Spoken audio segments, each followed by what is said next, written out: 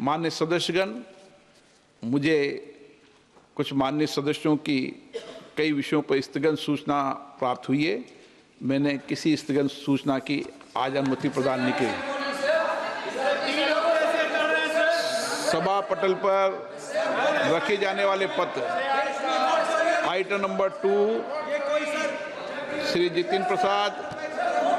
अध्यक्ष महोदय, मैं आपकी अनुमति से आज की संशोधित कार्यसूची में क्रम संख्या 2 पर मेरे नाम के समक्ष उल्लेखित पत्रों को सदन के पटल पर रखता हूं।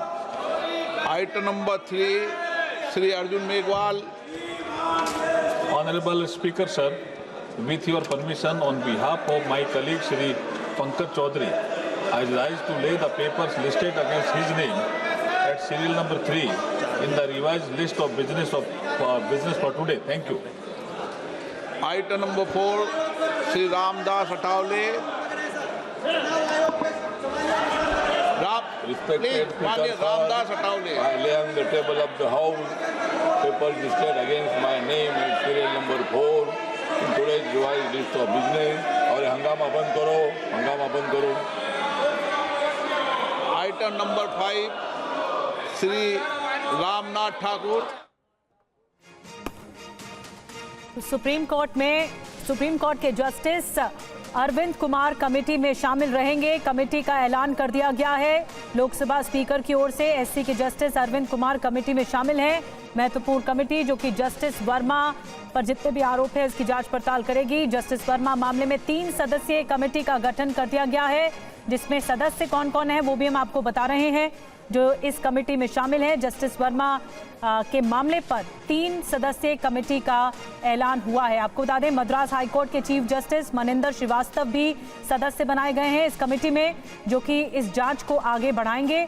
और इसमें जो अगला नाम है वो भी हम आपको बता रहे हैं। 3 सदस्यीय कमेटी है, 3 नाम है इसमें।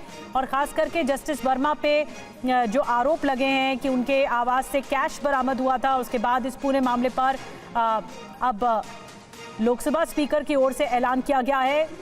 जस्टिस अरविंद कुमार भी कमेटी में शामिल रहेंगे। तो ये बड़ा फैसला है और संसद ने इस कार्यवाही के दौरान ऐलान कर दिया है 3 सदस्यीय कमेटी जांच करेगी जस्टिस वर्मा मामले की। ये मामला सुप्रीम कोर्ट भी पहुंचा था क्योंकि इस मामले में इनकार किया गया था, खारिज किया गया था जस्टिस वर्मा की ओर से कि कोई कैश नहीं बरामद हुआ है उनके यहां से। और ओम बिरला लोकसभा स्पीकर की ओर से क्या कुछ कहा गया कमेटी का ऐलान करते हुए आपको सुनवाते हैं।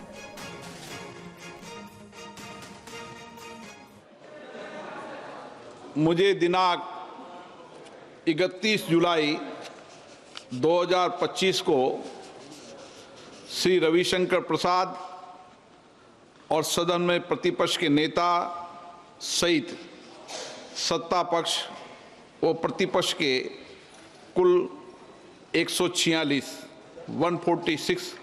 सदस्यों द्वारा हस्ताक्षरित निम्नलिखित प्रस्ताव की सूचना प्राप्त हुई है, जिसमें भारत के राष्ट्रपति को माननीय इलाहाबाद उच्च न्यायालय के वर्तमान न्यायाधीश न्यायमूर्ति यशवंत वर्मा को न्यायाधीश जांच अधिनियम 1968 की धारा 3 के साथ भारत के संविधान के अनुच्छेद 124(4) के साथ पठित अनुच्छेद 217 और अनुच्छेद 218 के अंतर्गत उच्च न्यायालय के न्यायाधीश के पद से हटाने के लिए एक समावेदन प्रस्तुत करने का प्रस्ताव है। न्यायाधीश जांच अधिनियम 1968 की धारा 3 की उपधारा 2 के अनुसार मैंने न्यायमूर्ति यशवंत वर्मा को पद से हटाने के अनुरोध के आधारों की जांच करने के उद्देश्य से निम्नलिखित 3 सदस्यों वाली एक समिति गठित की है।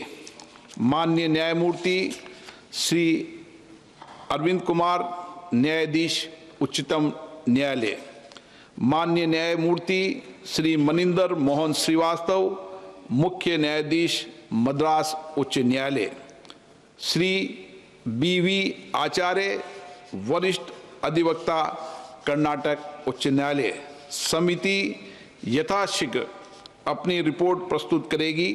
जांच समिति की रिपोर्ट प्राप्त होने तक ये प्रस्ताव लंबित रहेगा।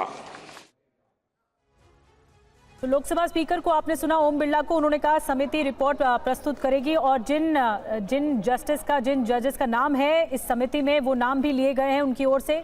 31 जुलाई को उन्हें इस पूरे मामले पर प्रस्ताव मिला था उन्हें पद से हटाने का, जस्टिस वर्मा को। और आमोद राय और ज्यादा जानकारी के साथ जुड़ गए हैं। आमोद, इसमें 3 सदस्यीय कमेटी का गठन किया गया है जो इस बात के लिए जांच करेगी कि आरोप क्या क्या है और आगे रिपोर्ट पेश करेगी।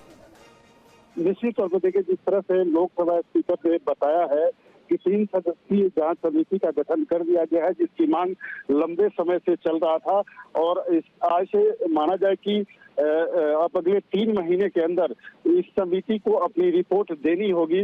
यानी इस सदन के इस सत्र में तो कुछ नहीं होने जा रहा, लेकिन अगले सत्र में यानी शीतकालीन सत्र में ये रिपोर्ट आ चुकी होगी। और माना जा रहा है कि अरविंद कुमार जो सुप्रीम कोर्ट के न्यायाधीश हैं, उनकी नाम की संस्तुति मुख्य न्यायाधीश ने की थी। और इसके अलावा मनिंदर मोहन श्रीवास्तव जो मद्रास हाई कोर्ट के न्यायाधीश हैं और बीवी आचार्य, इन तीनों की समिति जो है अगले 3 महीने के अंदर अपनी जांच रिपोर्ट सबमिट करेगी लोकसभा स्पीकर के सामने। और उसके बाद से उनके जस्टिस वर्मा की इम्पीचमेंट की कार्रवाई को अंजाम दिया जाएगा। यानी लोकसभा में उनके इम्पीचमेंट की कार्रवाई को अंजाम दिया जाएगा। तो ये एक तरह से जो लंबे अरसे से चली आ रही थी मांग की जस्टिस वर्मा को इम्पीचमेंट का प्रोसेस शुरू किया जाए और सदन से होगा, किस सदन का वो समिति होगा जो जांच करेगा। तो आज इस पर से पर्दा हट गया और आज लोकसभा स्पीकर ने समिति के 3 सदस्यों के नामों का ऐलान कर दिया और लोकसभा की ये समिति होगी। निश्चित तौर पर राज्यसभा की सहमति भी इस समिति के लिए लिया गया है। बिल्कुल, बहुत बहुत धन्यवाद आमोद। नजर बना के रखिए, बड़ी खबर है और इस पूरे मामले पर कमेटी का गठन कर दिया गया है। कमेटी की रिपोर्ट जब 3 महीने के बाद आएगी, उसके बाद ही जस्टिस वर्मा के खिलाफ महाभियोग या इम्पीचमेंट की कार्रवाई आगे बढ़ पाएगी। लेकिन रिपोर्ट में क्या होगा ये जांच के बाद ही पता लगेगा। ये समय दिया गया है और 3 महीने बाद रिपोर्ट प्रस्तुत की जाएगी एक बार फिर संसद में।